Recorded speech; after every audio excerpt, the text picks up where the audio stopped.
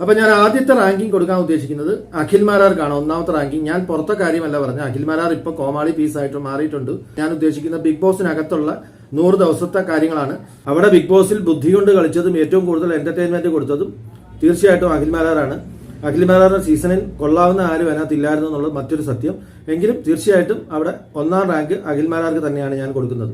മാരാർ ജെന്യൂനായിട്ട് വന്നു. കുറച്ച് അഗ്രസീവ്നെസ്സും കുറച്ച് സദാചാര അമ്മാവൻ സ്വഭാവങ്ങളൊക്കെ ഉണ്ടെങ്കിൽ പോലും ബിഗ് ബോസിൽ അതിന്റെ ആവശ്യമൊന്നുമില്ല.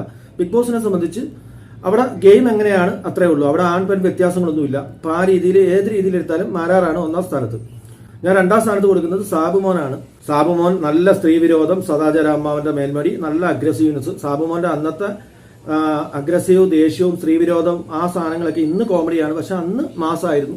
നമ്മളിപ്പോൾ അന്നത്തെ കാര്യമല്ലേ നോക്കാൻ പറ്റും. ആ സമയത്ത് 7 വർഷം മുന്നേ അത് മാസമായിരുന്നു. സാബുമോൻ തീർച്ചയായിട്ടും അവിടെ പേളി, മാണി, രഞ്ജിനി, ഹരിദാസ്, അവിടെ ഒരുപാട് നല്ല പ്രഗത്ഭരായിട്ടുള്ള ഗെയിമേഴ്സ് ഉണ്ടായിരുന്നു.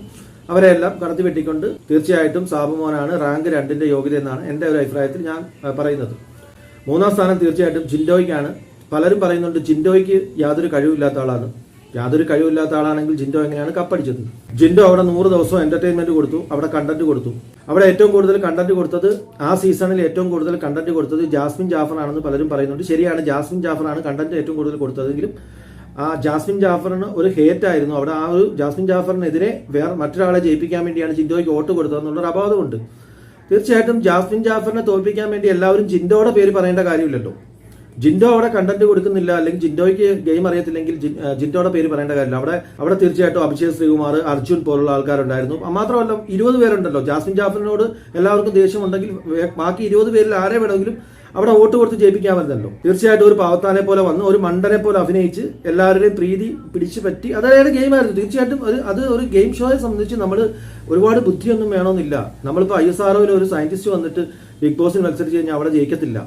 കാരണം ആ മത്സരം കാണുന്ന, ബിഗ് ബോസ് കാണുന്ന സ്ത്രീ വിഭാഗം പ്രേക്ഷകര്, അമ്മമാര്, അല്ലെ അവരുടെ ഒരു ശരാശരി ഐക്യം ഉണ്ട്. ആ ഒരു തരത്തിൽ നിന്ന് മാത്രം കളിച്ചാൽ മതി. അല്ലാതെ ഭയങ്കര ഇന്റലക്ച്വലായിട്ട് കളിക്കേണ്ട ആവശ്യമില്ല. അങ്ങനത്തെ ഗെയിം അല്ല. ഓരോ ഗെയിമിനും ഓരോ പ്രത്യേകതയുണ്ട്. ഇപ്പൊ ഈ ഗെയിമിന് ജനങ്ങളെ കയ്യിലെടുക്കുക, ജനങ്ങളുടെ ഇമോഷൻസ് എങ്ങനെയാണെന്ന് മനസ്സിലാക്കുക. നല്ല ശുദ്ധമായ കള്ളൻ, നല്ലൊരു കള്ളൻ.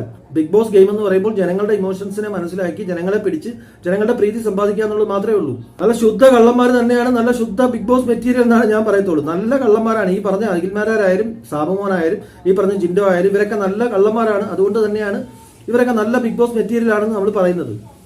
ഞാൻ 4ാമത്തെ റാങ്ക് കൊടുക്കുന്നത് തീർച്ചയായിട്ടും അനുമോൾക്കാണ്. ആ സീസണിൽ ഏറ്റവും നല്ല ഗെയിം കളിച്ചത് തീർച്ചയായിട്ടും അനീഷ് ആയിരുന്നു. പക്ഷെ അനീഷിന്റെ ഗെയിം അവസാന ഒരു 4 ദിവസം പാളിപ്പോയി. ആ ഒരു അവസരം നോക്കിയാണ് തീർച്ചയായിട്ടും അനുമോൾ കപ്പടിച്ചത്. അനുമോൾ ഗെയിം കളിച്ചില്ലെന്ന് പറയാൻ പറ്റില്ല. അനുമോളാണ് ആ സീസണിൽ ഏറ്റവും മികച്ച 2ാമത്തെ ഗെയിം.